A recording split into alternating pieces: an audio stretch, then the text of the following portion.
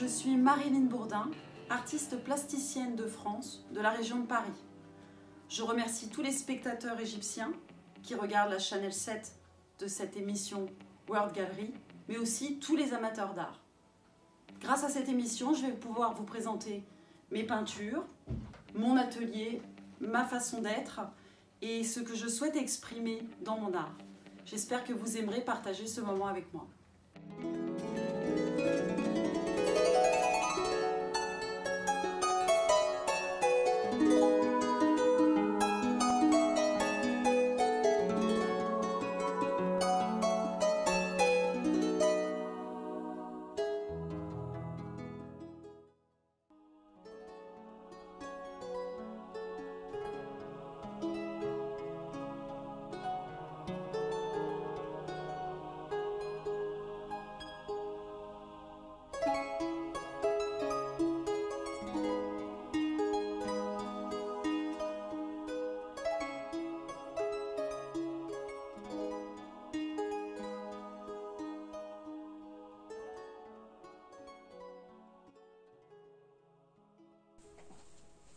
Bonjour et bienvenue à la maison. Vous voici dans mon atelier. Donc comme vous pouvez le voir, mon atelier c'est l'endroit où je vis. Et j'adore peindre dans cette atmosphère puisque je retrouve tout ce que j'aime. Les ambiances de vie, ma fille, la musique et la lumière. Et aussi beaucoup le matin quand je me lève, je m'assois dans mon canapé et je regarde par la fenêtre. Alors je ne peux pas vous montrer ce soir parce qu'il fait nuit. Mais j'ai un très joli sapin sur lequel est toujours perché, ou du moins très souvent, un oiseau ou un couple d'oiseaux qui sont un moteur pour moi et pour ma source d'inspiration. Voilà, donc je sors le matériel dont j'ai besoin pour ma peinture. Je vais régulièrement piocher dans mes tiroirs. Voilà, vous avez l'ensemble de mon cadre de vie. Je vais, en même temps que je peins, vous présenter mon parcours artistique. Donc j'ai commencé à dessiner vers 18 ans. J'ai été élevée dans une famille où mon père dessinait, peignait, sculptait, était musicien aussi. Donc j'ai toujours été imprégnée d'une ambiance culturelle forte. Ma mère lisait beaucoup et nous a beaucoup ouvert sur le monde entier en matière d'art pictural, d'architecture.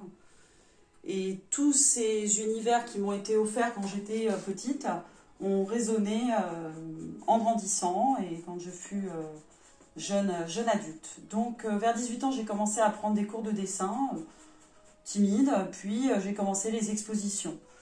Quand je prenais des cours, je me suis très vite aperçue que je m'ennuyais dans ce qui était proposé et j'ai eu la chance de rencontrer des professeurs qui m'ont laissé m'exprimer dans mon art et dans ma singularité. J'ai ensuite travaillé dans une grande entreprise qui s'appelle France Télécom, entreprise pour laquelle je me suis beaucoup ennuyée et ça m'a vraiment invitée à changer radicalement de vie vers l'âge de 27 ans puisque j'ai repris mes études en art plastique à l'université de la Sorbonne à Paris. Donc j'ai obtenu ma licence puis je suis devenue professeure des écoles. Depuis, je peins, j'expose à Paris, partout où je peux et plus récemment en Chine. J'en suis d'ailleurs très fière et je remercie Kiluo de m'avoir donné cette opportunité. Puis je peux présenter aujourd'hui mon travail sur cette chaîne 7 de la chaîne égyptienne, ce qui est aussi un grand honneur pour moi. Je vais peindre un peu, peut-être être un peu silencieuse parce qu'il est difficile pour moi d'expliquer qui je suis et de rester concentrée sur mon objectif qui n'est pas toujours défini. Au passage, tout à l'heure, je montrerai aussi quelques peintures que j'ai exposées dans ma maison pour que vous puissiez avoir un aperçu plus général de mon travail. En ce moment, je suis plus orientée sur un travail autour de la couleur. Donc, j'ai découvert ce pinceau il y a peu, très délicat et qui permet de superposer des très jolies nuances quand on travaille l'acrylique. Ici, il y a une technique un petit peu à la mode en ce moment qui s'appelle le pouring, donc qui consiste à verser de l'acrylique liquide avec des gouttes de silicone pour fabriquer des formes un petit peu aléatoires. Donc je me suis amusée à le faire sur une zone, mais très vite je suis appelée par le symbolique et j'ai cherché l'image et l'idée qui pouvaient correspondre à cette zone. Et émerge ici une figure qui évoque pour moi des êtres qui me sont importants. Voilà, je vais faire une pause.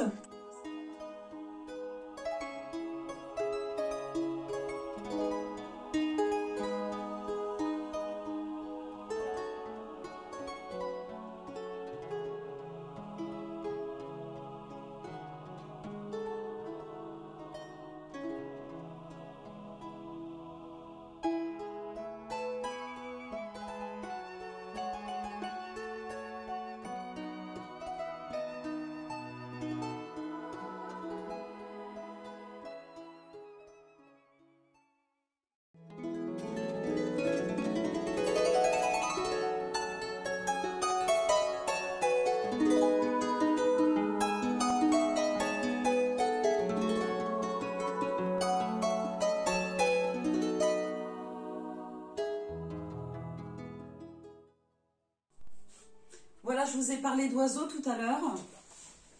Le voici. Alors bien sûr, il est souvent transformé.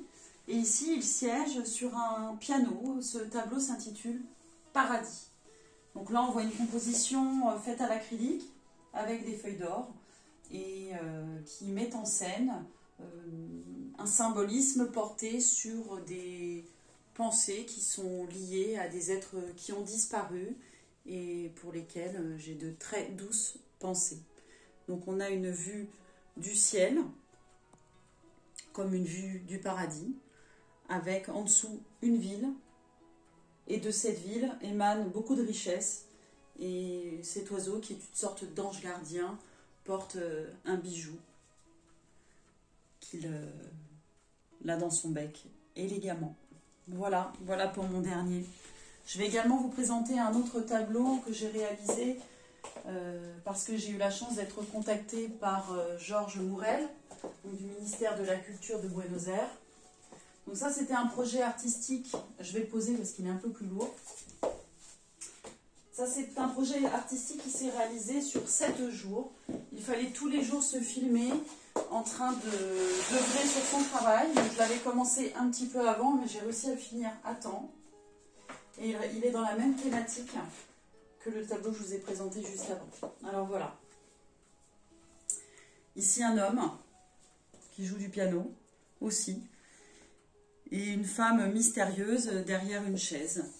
La petite tête que vous voyez à cet endroit représente la même symbolique que le petit bijou que portait l'oiseau dans son bec tout à l'heure. On a également une vision assez spirituelle de l'ensemble et assez onirique, je dirais. Donc un mélange entre spiritualité et rêve et symbolisme. J'espère qu'il vous plaît.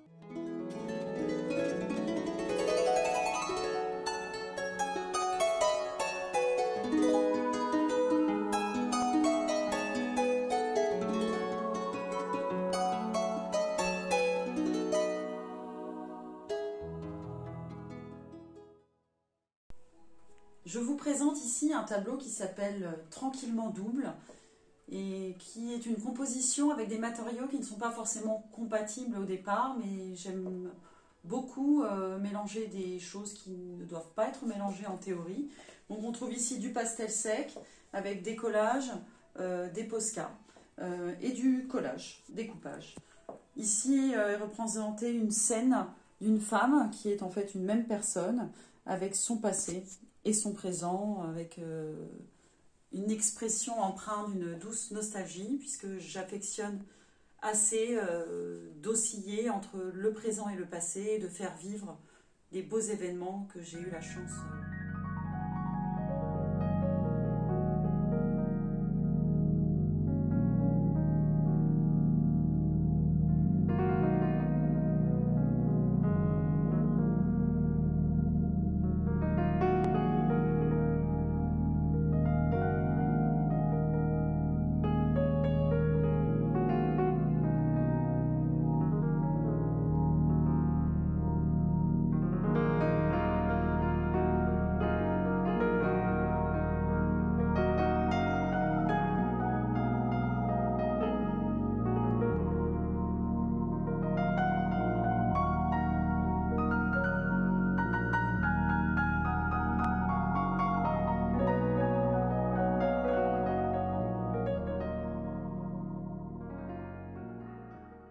Alors, je ne vais pas pouvoir expliquer la symbolique de toutes mes peintures, mais je vais vous les montrer rapidement et je vous invite à aller sur ma page Instagram ou Facebook, Bourdin Marilyn, pour pouvoir découvrir de façon plus précise mon univers, puisque, comme vous l'avez compris, il est très orienté autour du symbolique.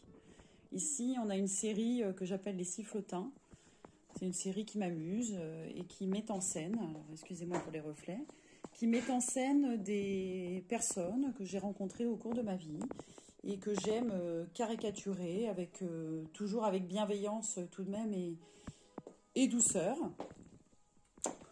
Là, mes vinyles, hein, j'adore écouter de la musique. Je suis restée très traditionnelle sur l'écoute musicale. Là-haut, un tableau très récent avec une technique nouvelle. Je travaille sur papier photo avec des encres à alcool et du feutre. Donc celle-ci s'appelle Pénélope et elle explique en gros un travail autour de la pensée et des ruminations, des douces ruminations. Ici un portrait, réflexion d'une mariée. Ici un couple qui se repose l'un sur l'autre tout en gardant chacun leur propre intériorité. Ici un tableau un peu plus ancien qui d'ailleurs est empreint de la culture, enfin de ce que j'ai cerné et vécu de la culture égyptienne dans sa grande noblesse. Donc je reviendrai sur ce point tout à l'heure. Ici, un grand tableau qui s'appelle Pinocchio, qui est un petit peu plus difficile à comprendre parce qu'il est très symbolique et il est doté de beaucoup de mots. Donc on voit au milieu un homme avec un grand nez, ici. Et sur ce nez, des oreilles femmes. Ici, un autoportrait fait en argile, avec une caricature de moi-même.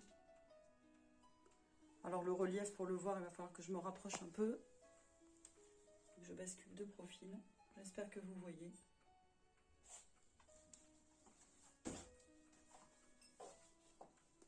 Voilà pour l'aperçu général de mon travail, de mon atelier, mes pinceaux. Celui-ci a été réalisé à partir d'idées que j'ai amorcées à Istanbul. Et celui-ci, très particulier, reflète un moment de ma vie aussi, où se juxtaposaient de nombreuses scènes et idées, assez chargées au niveau émotionnel.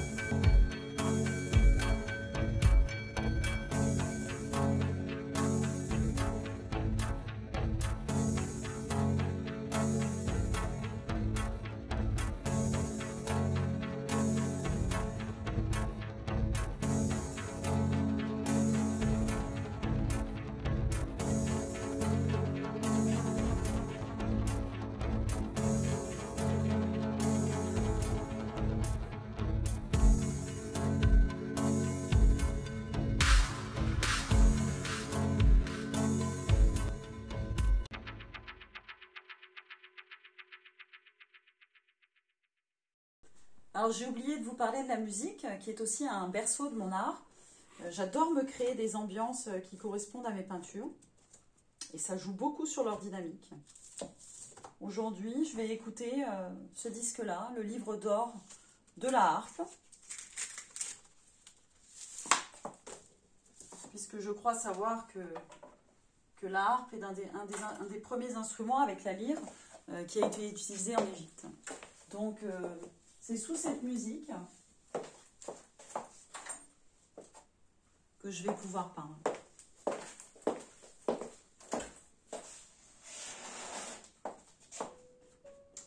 Quand j'étais jeune, à l'école, on nous a présenté en CE2 le premier livre d'histoire. Et je me rappelle avoir été absolument fascinée par les hiéroglyphes et par la civilisation égyptienne, par la culture de la civilisation égyptienne. Il est vrai que c'est quand même un berceau de l'humanité. Et comment ne pas être impressionné par les hiéroglyphes? Et même d'un point de vue artistique, c'est extrêmement intéressant cette capacité et cette mise en place de matériaux pour exprimer des mots, puis exprimer l'art.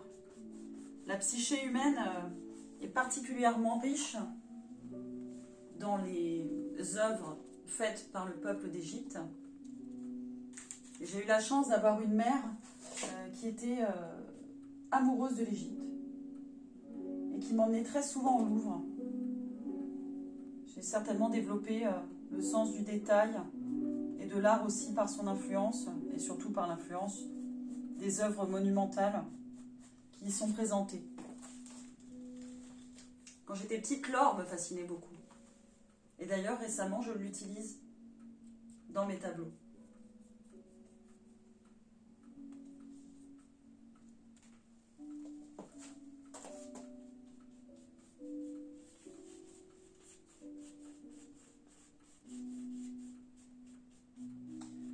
J'accorde beaucoup d'importance et de respect à la spiritualité. Et il est vrai que la religion polythéiste de l'ancien peuple d'Égypte était quelque chose d'absolument fascinant. L'humain est quand même incroyable. Et cette dévotion, cette puissance donnée aux œuvres pour les dieux, dans les tombeaux, dans les pyramides, est juste fascinant.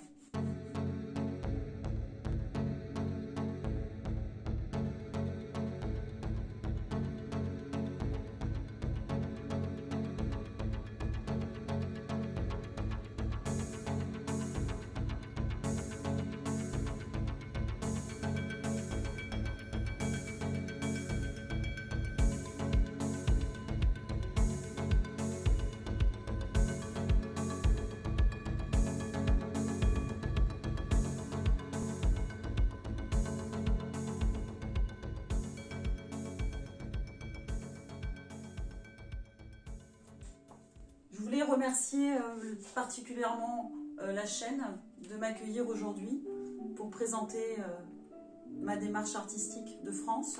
Merci aux spectateurs d'avoir été là pour découvrir mon univers artistique.